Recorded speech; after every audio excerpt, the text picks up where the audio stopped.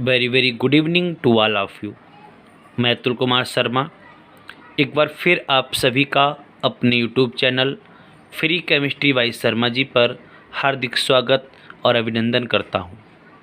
Students, इस समय हम लोग तत्वों के वर्गीकरण को पढ़ रहे हैं और तत्वों के वर्गीकरण में हम लोगों ने इससे पहले की प्रीवियस वीडियो में दो नियमों को पढ़ा था, जिनमें से एक नियम डोबे-राइनर का त्रिक सिद्धांत था और दूसरा नियम बच्चों न्यूलैंड का अष्टक सिद्धांत था। यदि आप लोगों ने मेरी उस वीडियोज़ को नहीं देखा है तो कृपया करके मेरे चैनल को सब्सक्राइब कर लें। मेरे चैनल का नाम फ्री केमिस्ट्री बाई शर्मा जी है। आप यूट्यूब पर जा कर के इसको सर्च करके सब्सक्राइब करिए ताकि मेरे द्वारा अपलोड की जाने वाली वीडियोज़ की नोटिफिकेशन आपको सबसे पहले प्राप्त हो जाए। किसी भी प्रकार की समस्या के लिए आप मेरे व्हाट्सएप नंबर 9368623512 पर मुझे मैसेज कर सकते हैं ताकि मैं आपकी सारी समस्याओं को सॉल्व कर सकूं। चलिए बच्चों, हम लोग आज तत्वों के वर्गीकरण में तीसरी सबसे बड़ी व्यवस्था लोथर-मेयर व्यवस्था को पढ़ते हैं। लोथर-मेयर ने किस प्रकार तत्वों के वर्गीकरण में अपना योगदान दिया था, किस प्रकार से तत्वों का अरेंजमेंट किया था, चलिए हम लोग स्टार्ट करते हैं लोथर-मेयर व्यवस्था। नियम को स्टार्ट करने से पहले, व्यवस्था को समझाने से पहले मैं आपके सामने एक बात स्पष्ट कर दूं कि लोथर-मेयर जर्मन वैज्ञानिक थे। लोथर-मेयर एक जर्मन वैज्ञानिक थे। एक एक पॉइंट को अपने कॉपी पर बच्चों नोट करते रहना। जर्मन वैज्ञानिक थे। इससे पहले के दोनों नियम जो हम लोग पढ़ चुके हैं, आपने देखा कि उस वाले नियमों में जिस प्रकार से डोबे-राइनर ने अपने ट्रिक सिद्धांत में, मैं यहाँ पर उनका नाम पहले लिख देता हूँ, जिस प्रकार से डोबे-राइनर ने अपने त्रिक सिद्धांत में और न्यूलैंड ने अपने अष्टक सिद्धांत में, मैं यहाँ पर न्यूलैंड के अष्टक सिद्धांत को भी लिख देता हूँ और मैं आपके सामने एक पॉइंट बताने वाला हूँ, उस पॉइंट को आप लोग ध्यान रखेंगे। जिस प्रकार से दोनों नियमों डोबे-राइनर का त्रिक सिद्धांत और न्यूलैंड के अष्टक सिद्धांत में, इन दोनों ने बच्चों परमाणु भार को लेकर के अपने तत्वों के वर्गीकरण को प्रस्तुत किया। अगर आपसे कोई पूछे कि डोबे-राइनर का त्रिक सिद्धांत किसको आधार मान करके अपने तत्वों का वर्गीकरण करता है, तो परमाणु भार। इसी प्रकार न्यूलैंड का अष्टक सिद्धांत किसको आधार मान करके अपने तत्वों का वर्गीकरण करता है, तो बच्चों परमाणु भार। जिस प्रकार डोबे-राइनर और न्यूलैंड दोनों ने परमाणु भार को आधार मान करके तत्वों का वर्गीकरण प्रस्तुत किया, ठीक उसी प्रकार बच्चों जर्मन वैज्ञानिक लोथर-मेयर ने भी तत्वों के आधार परमाणु भार को मान करके तत्वों का वर्गीकरण प्रस्तुत किया। तो तीनों नियमों में समानता रहेगी। डोबे-राइनर, न्यूलैंड और लोथर-मेयर, तीनों में क्या समानता है? तीनों वैज्ञानिकों ने तत्वों के परमाणु भार को आधार मान करके तत्वों का वर्गीकरण प्रस्तुत किया। क्लियर हो गई? चलिए हम लोग आगे पॉइंट को समझते हैं। इन्होंने क्या किया?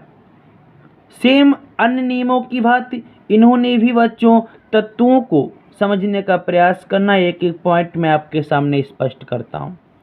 इन्होंने भी तत्वों को उनके परमाणु भार के बढ़ते हुए क्रम में रखा। मैं यहाँ पर लिख रहा हूँ, इन्होंने भी क्या किया? तत्वों को उनके परमाणु भार के बढ़ते क्रम में रखा। बढ़ते क्रम में रखा। पहला पॉइंट ध्यान से सुनिएगा और अपनी कॉपी पर नोट करिएगा।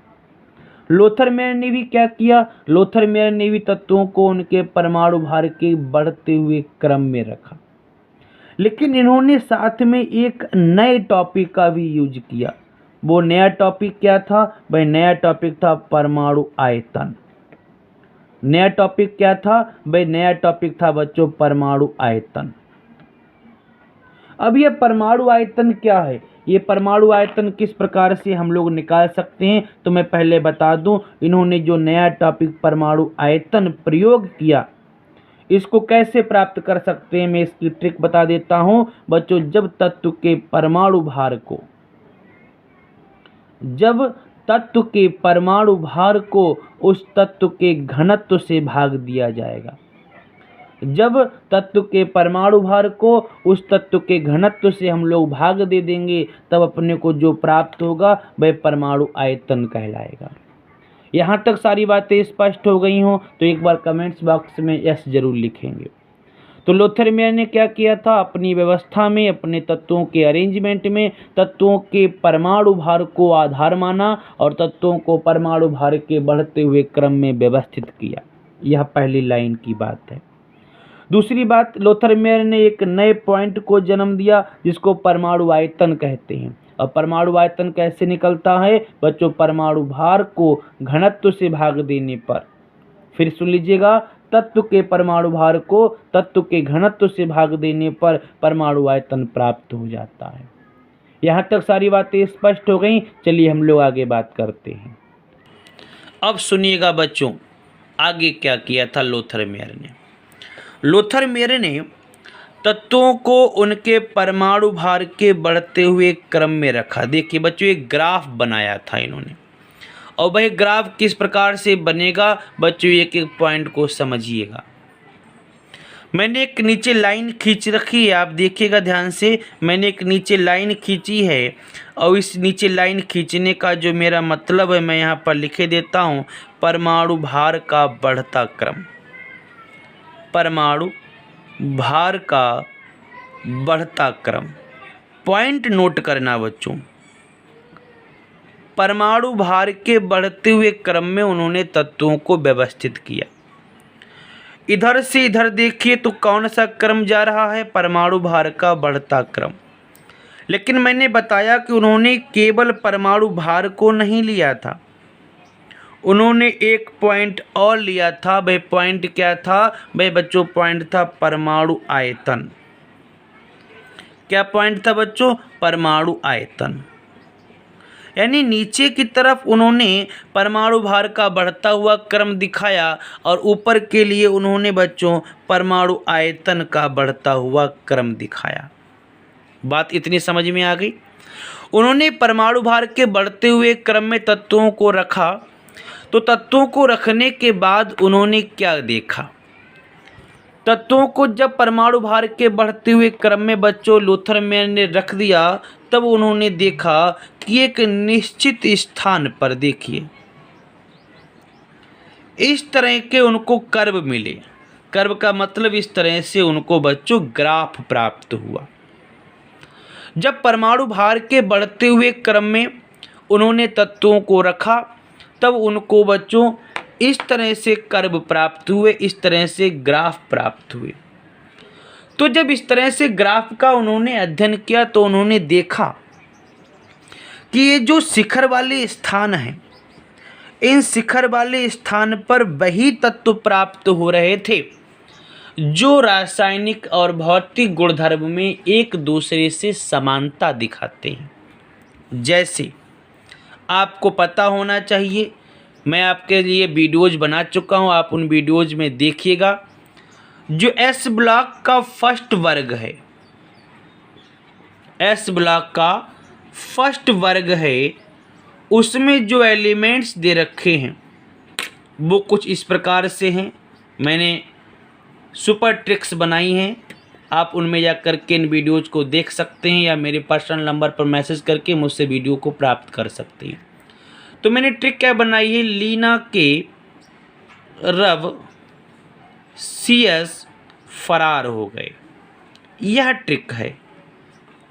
देखिएगा ध्यान से, हमारे पास जो एस ब्लॉक का जो फर्स्ट ग्रुप है उसमें ऐसे एलिमेंट्स दे रखे हैं, लीना के रव CS फरार हो गए।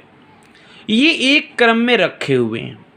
एक क्रम में रखने का मतलब इन सभी तत्वों के जो गुणधर्म हैं, भौतिक गुण अथवा रासायनिक गुण, ये दोनों समान हैं बच्चों। तो उन्होंने क्या देखा, मैं अपनी बात को स्पष्ट करता हूँ। उन्होंने देखा कि जो एक जैसे गुण दिखाते हैं वो एक स्थान पर प्राप्त होते हैं। अर्थात ये जो आप पहला ऊंचाई का केंद्र देख रहे हैं, इस पर Li ली, दूसरा वाला Na लीना, तीसरा वाला के लीना के, फिर RV रव, फिर CS, फिर FR।